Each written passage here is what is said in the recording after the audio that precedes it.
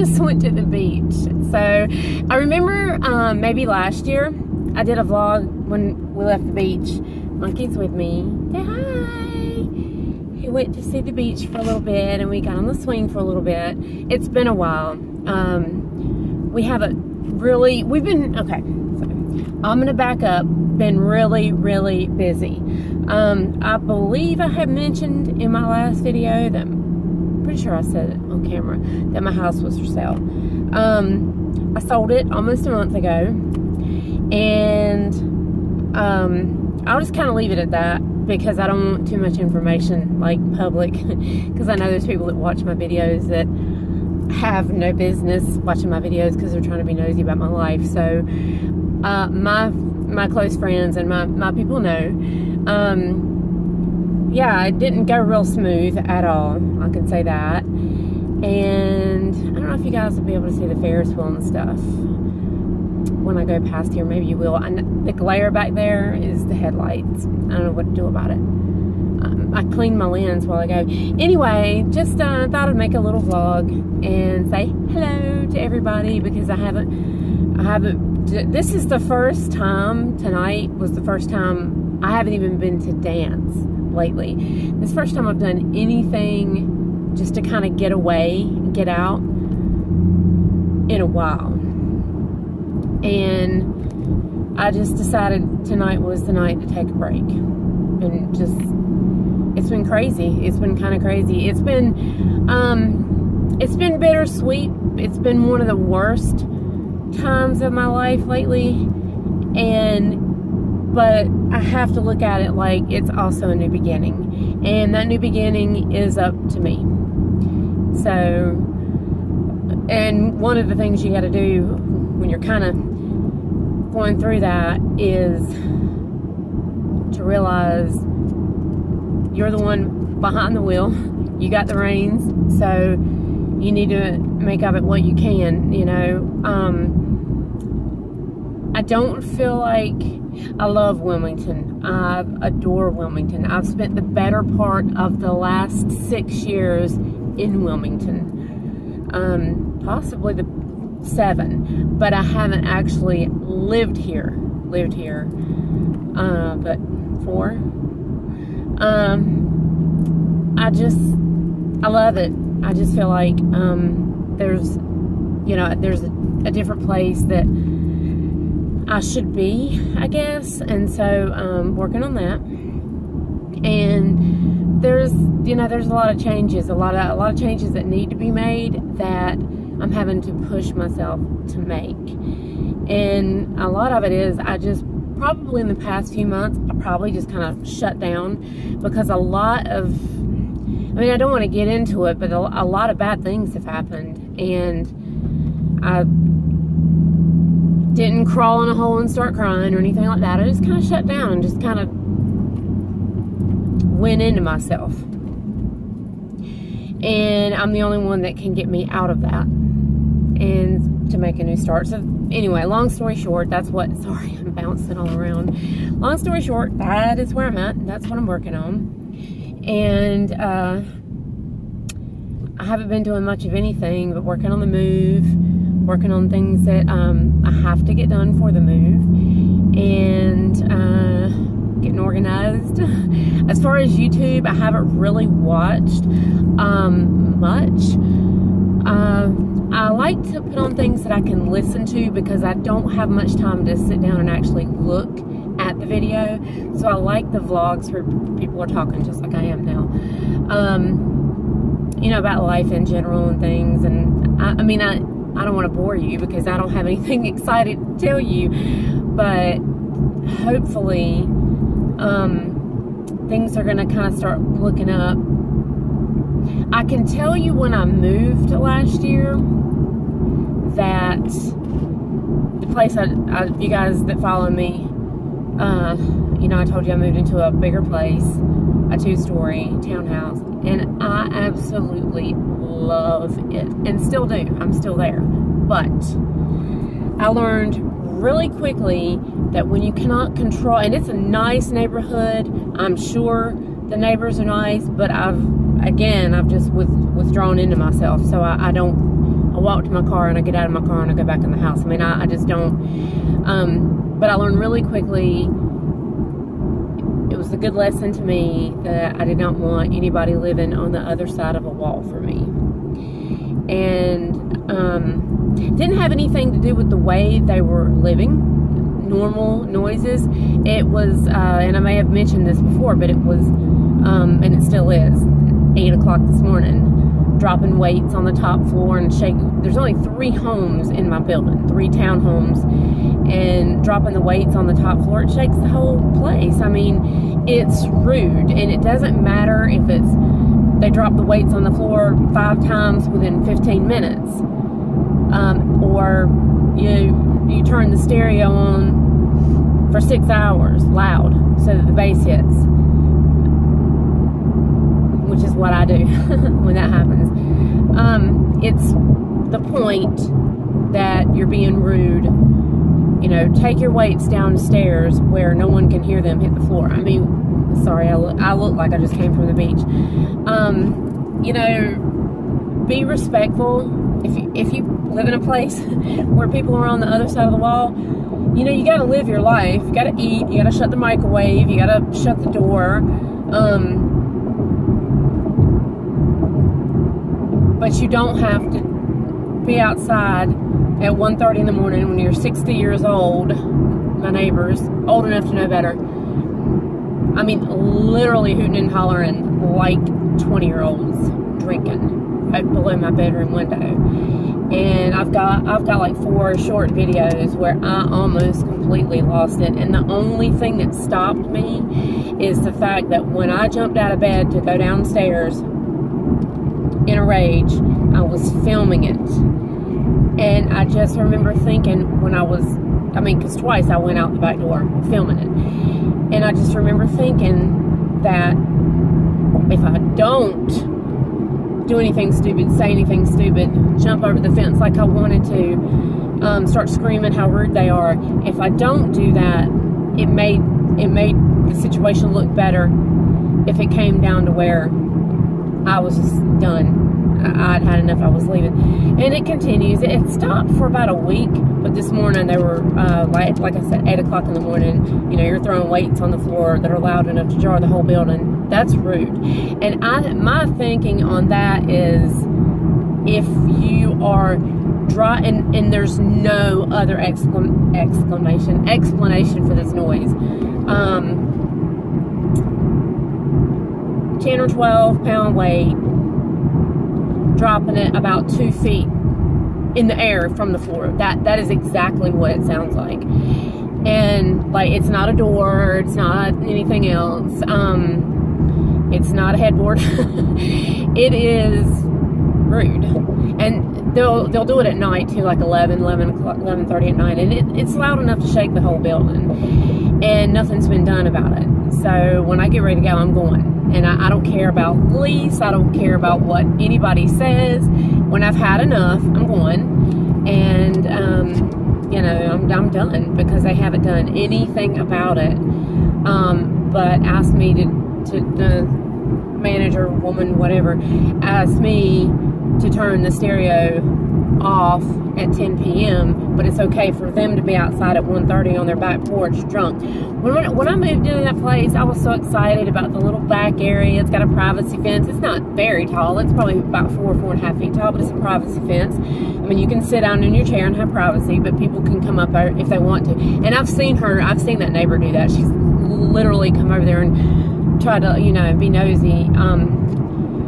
I busted her one time too, because I was standing there, but I scared her. She ran off. I might have said that in a video. I was just so excited when I first saw it, and I was like, this is going to be so enjoyable. This is so nice. And I've not been able to enjoy it whatsoever. I've not been able, not one time, to go out on my patio and enjoy peace and quiet. I've not been able to go out and read or anything like that, even though it's privacy. I mean, like, they take over, like, and they're always home. They both work from home, and I'm home a lot, but they own the entire area. They think it's theirs, and they're very entitled, self-entitled. They think that they can do whatever they want. Like, did you just pull out in front of me and stay in my lane? Yeah, get over there. They can do whatever they want. 8 o'clock in the morning, throw weights on the floor. But I can't play my music. I mean, I was even asked to move my stereo to the other wall. So it bothers my other neighbor that's quiet, that I never hear a peep out of. Anyway, I've been there for 9 months. I've not been able to enjoy that townhouse at all because of that. And it's a shame because I love it. I love townhouse living. I love a little fenced in patio. I've never had that. I've lived in a townhouse twice before in my life when I was younger. But we just had, you know, walk outside and that was it. I mean, the little patio even has a gate. The fence has a gate. It's really cute, and there's a beautiful view of a pond. Some of you that are on my Facebook might have seen a picture of that I've put there before, out of my bedroom. I mean, it's absolutely gorgeous, and to feel the way that I do about living there has been horrible, and it hasn't been cheap either. But it did teach me a lesson, because when I was looking, you know, to sell my house and to buy something, it taught me really quickly that you can't control who lives on the other side of the wall from you ever, especially if you're in the middle. Then you got twice, you know, even if they're owned, they can rent them out. And then you've got whatever living beside of you coming and going, you know, doing whatever they please, and you can't control that if you own it. You can sell it. I mean, that's all you can do. And so that is not the route I went. Let's put it that way. And you know, in my house, I had a lot of land. And that was one thing with the townhouse. I didn't really want a yard, but I said, okay, if I gotta have a yard, I want a manageable yard, one that I can, okay, 3 acres is hard to manage, so you don't enjoy it. And I never really enjoyed it, never did anything with it. Oh my God. This guy is on one of them little bicycle things. But a yard that's manageable, less than half an acre, will be great. I mean, that'll be nice. That'll be something that I can manage and have time to enjoy and keep up with. And so a lot of things are kind of coming together. I had to let a lot of things go, and I let a lot of things go on purpose, even though I did not want to. My hand looks huge because of the angle of the camera. Whoa! And I look tiny back here. But had some really bad things happen during the move, and I had my movers leave some things. And then the people that moved into my house, when they saw what was left behind, decided to go the real shitty route and kept it. And one was the TV in my bedroom, and I had told them 3 times. I'd even unhooked it and tried to get it off the mount myself. So, you know, flat screen. Wasn't very old. And then some of the couple things were my mom's. And the one was my mom's water fountain. And they knew. I mean, actually they called me when I was on the highway with the movers when we were moving out because of the alarm system when they went to the house.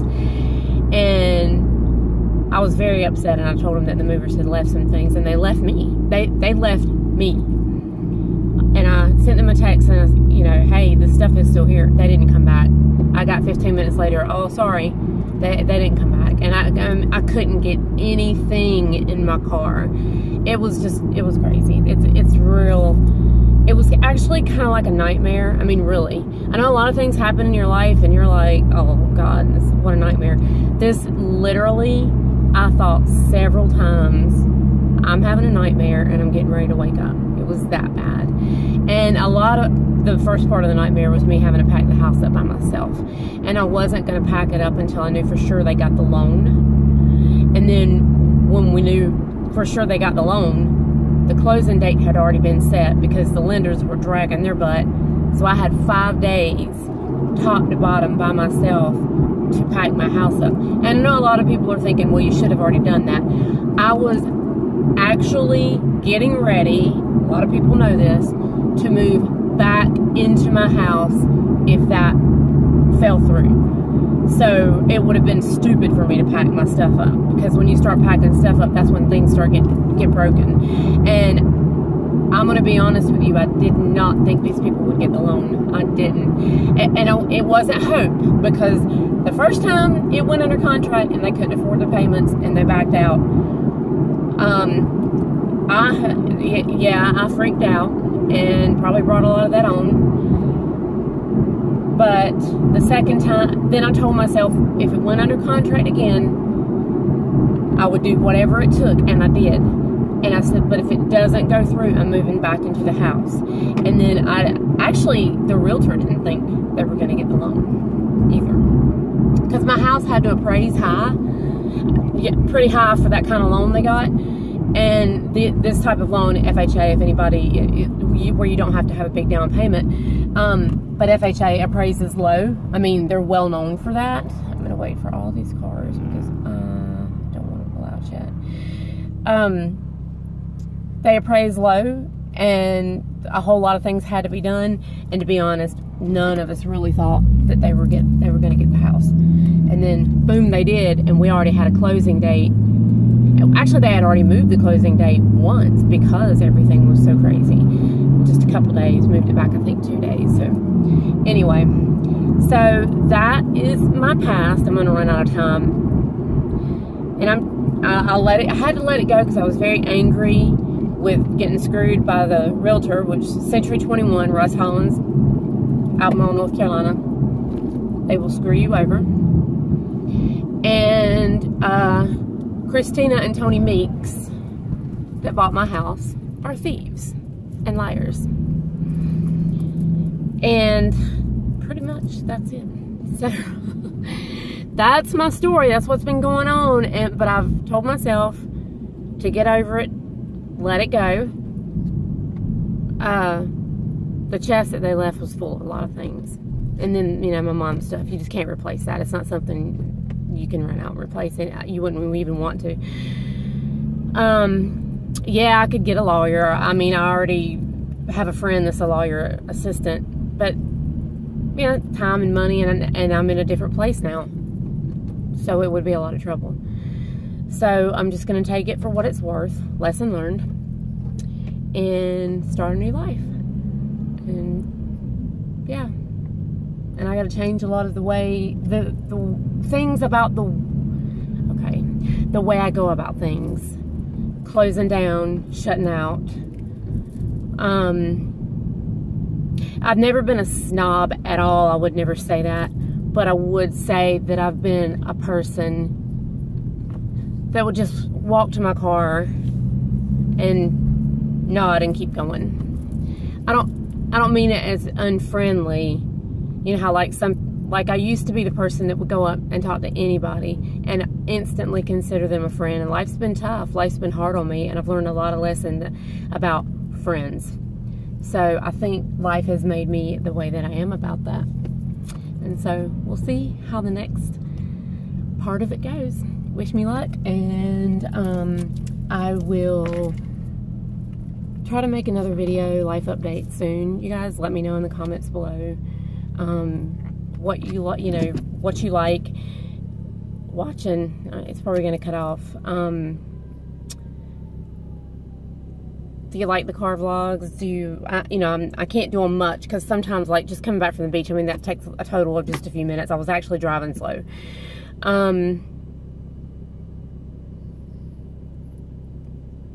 don't know. We'll have to see.